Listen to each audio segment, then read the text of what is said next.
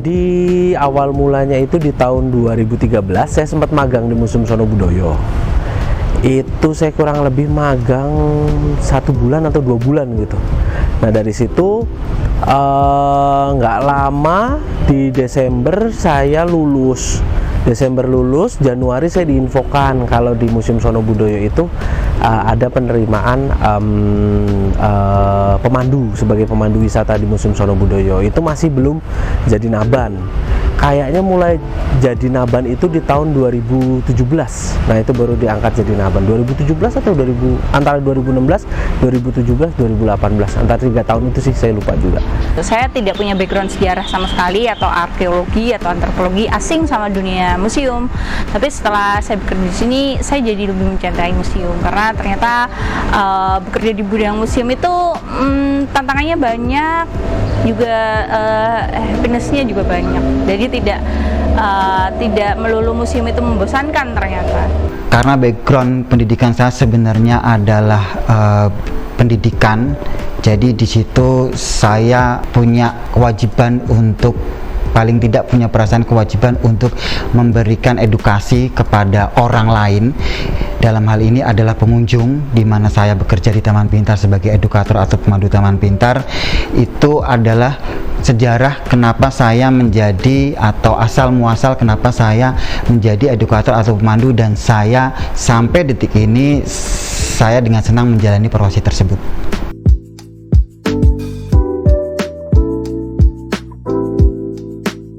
Jadi kurang lebih ternyata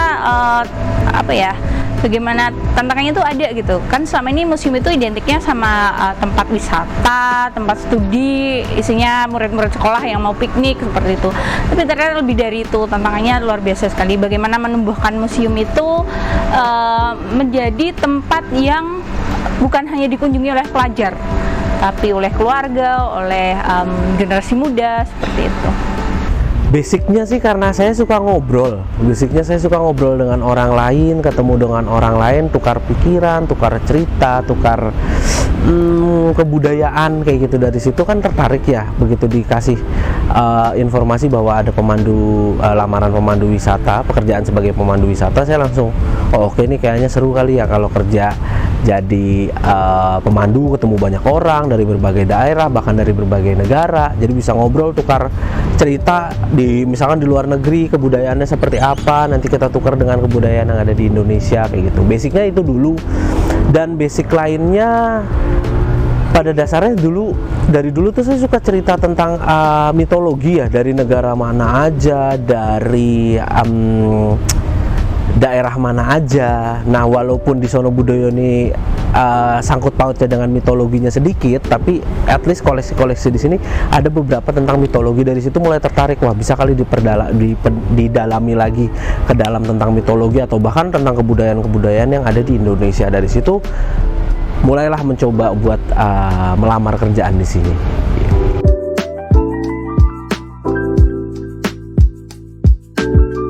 Happy atau tidak? Karena saya menjalaninya dengan senang, pasti happy, pasti senang. Seperti yang tadi saya bilang bahwa saya suka berbicara dengan orang, saya suka ketemu sama orang, terutama orang-orang baru. Di situ saya mempunyai atau mendapatkan pengalaman yang berbeda-beda setiap harinya. Karena saya bertemu dengan orang berbeda-beda juga, saya juga mendapatkan feedback yang berbeda-beda juga terhadap apa yang saya jelaskan ke mereka tentang alat peraga. Happy, jelas happy. Jadi banyak pelajaran yang bisa kita tangkap ya, kita ambil dari menjadi edukator ini. Salah satunya menghadapi orang yang berbeda-beda karakter, bagaimana cara membuat mereka bahagia ketika keluar dari Museum Sono Budoyo. Karena harapan kami kan keluar dari Museum Sono Budoyo habis wisata, habis kita pandu istilahnya, keluar tuh nggak cuma dapat ilmu pengetahuan aja. Mereka tujuan kesini selain belajar kan pasti pengen refreshing juga. Nah kami maunya setelah keluar dari sini mereka bener-bener refreshing, dapat senangnya, dapat ilmunya, dapat koneksi baru juga. Makanya bisa dibilang senang di sini.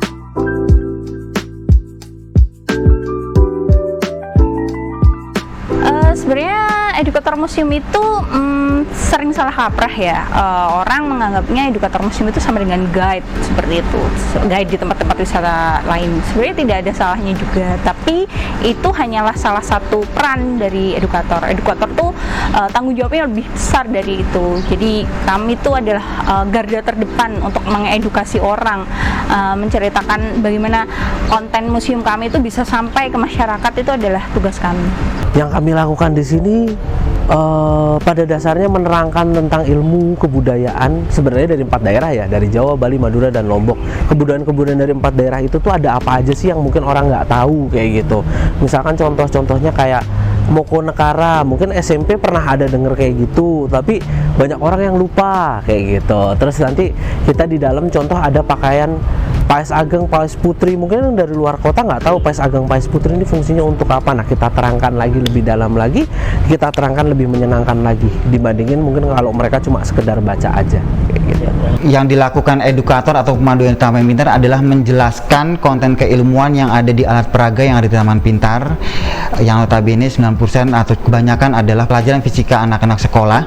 Di situ selain pengunjung yang juga belajar tentang fisika, saya juga pasti belajar tentang fisika, karena feedback atau umpan balik dari pengunjung itu juga paling tidak memberi saya pelajaran tambahan.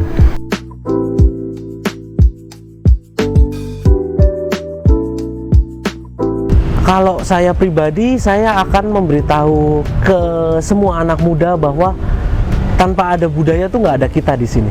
Budaya tuh menyenangkan. Main ke museum itu bukan lagi stigma kayak zaman dulu yang masuk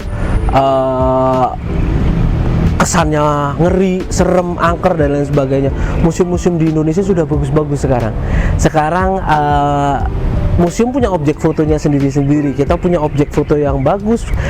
Anak-anak muda bisa mungkin buat bahan konten di sini untuk foto-foto bareng sambil belajar kayak gitu. Jadi museum tuh nggak melulu kayak tempat yang kuno, yang tua. Bahkan gedung baru kita yang akan buka, kalau datang atau masuk ke dalamnya itu terkesan bukan museum lagi, tapi sudah hampir mirip kayak galeri seni.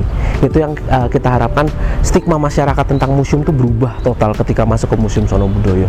Jadi harapannya semoga anak-anak muda mau datang lagi ke Museum Sono Budoyo. Yang keren tuh bukan cuma kafe, museum pun juga pasti bagus zaman sekarang. Tidak bisa dipungkiri, orang datang ke museum itu untuk foto-foto ya Mas Ian, tapi tidak apa-apa gitu. Di generasi sekarang mungkin mereka datang untuk foto-foto, hanya untuk konten Instagramnya atau konten media sosialnya. Tapi kalau kita bisa menghadirkan sesuatu yang baru yang ternyata bikin orang, oh ternyata ke museum tuh menyenangkan ya, ternyata tidak hanya sekedar foto-foto yang kita bisa dapat, kita ternyata dapat mendapatkan ilmu, mendapatkan pengetahuan baru, dan ternyata asik ke museum.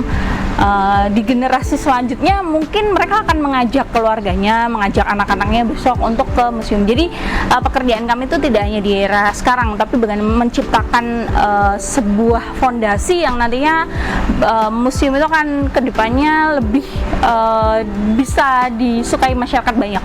Tidak hanya pelajar, tidak hanya identik pelajar seperti masa sekarang, tapi ke depan nanti harapannya keluarga itu akan family time di museum, terus generasi muda itu akan berkumpul di museum, diskusi di museum, seperti itu kurang lebih.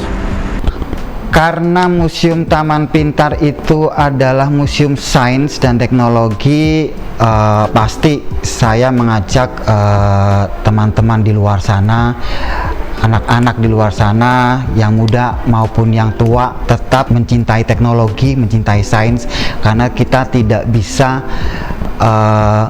lepas dari namanya sains. Di sekeliling kita, apapun bentuknya, sekecil apapun, itu ada hubungannya dengan sains.